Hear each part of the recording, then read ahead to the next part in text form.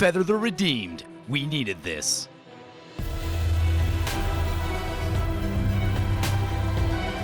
Have you ever seen the newly spoiled Boros card and thrown up in your mouth a little bit?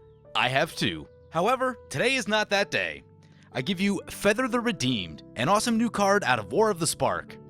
The Command Zone did a nice job spoiling this card and talking about possible interactions, so I won't spend too much time doing that, but I do want to take a few minutes to talk about what Feather means as a card, some less obvious interactions, and where I think it fits in the meta. First, we'll take a quick look at what Feather does. It's red, white, white, for a 3/4 with flying, and it says, whenever you cast an instant or sorcery spell that targets a creature you control, exile that card instead of putting it into your graveyard as it resolves. If you do, return that card to your hand at the beginning of your next end step.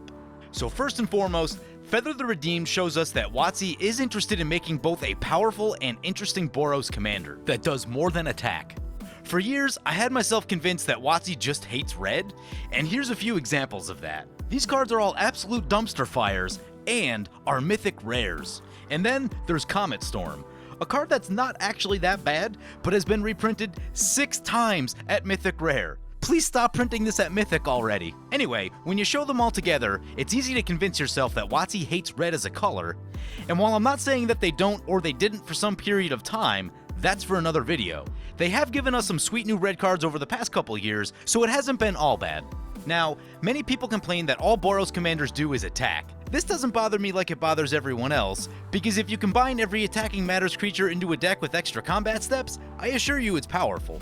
Also, I love attacking, and I feel just a bit sick when I have to leave my creatures back to block. What does have me annoyed though, is just how uninspired a lot of the attacking matters cards have been. Here's a few examples that come to mind. These aren't bad cards per se, but their abilities aren't particularly interesting, nor do you get to make a lot of interesting decisions with them, the exception being Adriana occasionally, depending on board state. However, when Commander 16 came out, I thought Saskia was going to be another boring combat matters kind of commander, but after playing it, I realized that the decision on who gets the double damage is actually really interesting and exciting. And in my mind, that raised the bar on what is possible for an attacking matters commander. Attacking can still matter, but the card design can still be interesting and powerful and lead to interesting decision making. So after a look at some genuinely disappointing designs, let's take another look at Feather. By contrast, Feather looks pretty sexy. I see an aggressively costed creature with evasion, an ability that's all upside and generates card advantage in Boros. That's the sound of a mic dropping to all the cries that Boros doesn't have a good commander. I tip my cap to you, very nice job, Wizards. We needed a powerful and interesting Boros commander, and although I haven't played it yet, I think you've delivered.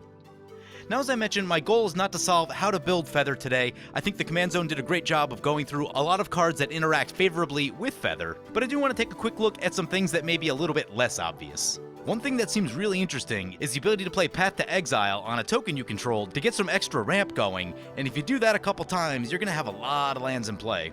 And then there's the very obvious play Brute Force, cards like it that pump Feather up and just swing in for tons and tons of damage. It seems like that should be a pretty sound way to build your deck. I'm really interested in the ability to generate value off of card draw cards like Crimson Wisps is going to be insane. I think it can do some really wacky stuff if you get a spell doubler like Primal Wellspring into play. And I'm also excited about some real wackiness that you can pull off with cards like Heat Shimmer. Make a copy of your Sun Titan or your Inferno Titan every turn? Yes, please. But here's a few other considerations as well. Just casting your commander and putting a sword on it will still be very good. Feast and Famine in the early game will allow you to explode with mana and get way ahead of your opponents. Sunforger just seems ridiculous in a deck that's probably playing a very high number of instants. Mask of Memory and Sword of the Animus will be just super easy ways to generate value and will fit really nicely on the curve around Feather. Flying is just a really good ability in Commander, and in the early game, there just won't be that many blockers out on the table, so you should be able to start generating tons and tons of value through combat with these cards, just like many Boros decks before it have done. Now, one possible downside to Feather is that the mana cost is restrictive on this commander. As someone who spends a lot of time casting a commander that's 2 red, red, white, white, red, white, white on Feather will be a tricky casting cost, and I wouldn't expect Feather to come down on turn 3 every single game unless you build your mana base specifically to be able to do that.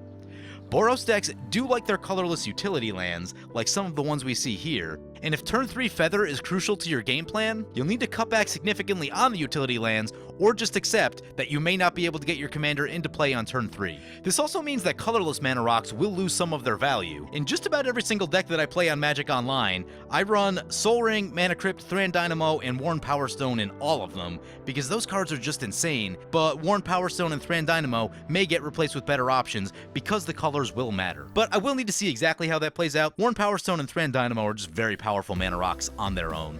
Mana rocks like these will start to gain value in a Feather deck because of the color restriction. I think Boros Signet is going to be an absolute must, not that you weren't going to play it anyway, but the ability to change colorless mana into colored mana is really powerful, and there are not many ways to do that. So I think Boros Signet is gonna be a must, and I think Coalition Relic, Boros Locket, and Gilded Lotus are a great way to still get your mana ramp on via artifacts, but while being able to generate the colors that you need to cast your commander and recast your commander, as well as the fact that if you're looking to play a lot of spells in a single turn, you will need more colors than you do colorless mana, so another thing to keep in mind there as well. Now, even though I think Feather will be a very strong attacking matters commander, I think there will also be some really strong game-ending combos with Feather. The combo you see here creates a soft lock that prevents opponents from being able to cast non-creature spells during their turn. It seems really good. And then there's going to be a lot of different ways to use Chandra's Ignition, which is just a good card and has already ended many games of Commander. But as people experiment with this deck, I do think there are going to be a lot of combos that come out of it, and potentially some really strong ones that may end a game pretty quickly. I don't know how and exactly what cards those are, but I just have this feeling in my gut like they're out there. Now, one point that I don't want to miss is that Feather synergizes with instants and sorceries. They print instants and sorceries literally every set. So Feather stands to gain new toys every single time they print a new set. So even if this card turns out to be not as powerful as I think it will be right now, it may get there in the not too distant future. So where do I think Feather fits into the meta? Looking at her strengths, I see a ton of ways to generate value, I see a lot of ways to commander damage people out of the game quickly, and I see potential combo type of plays where you can end the game without attacking. With all of that put together, I think Feather will make a splash at the higher levels of play. I think it will easily compete in the space just below competitive decks, where you still see some really strong things, and games can get pretty out of hand around turn 6 or so.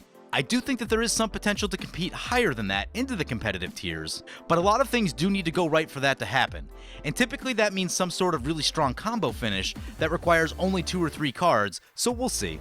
But this card does have a lot of strengths, no real weaknesses, and like I said, potentially stands to get better every time they release a set.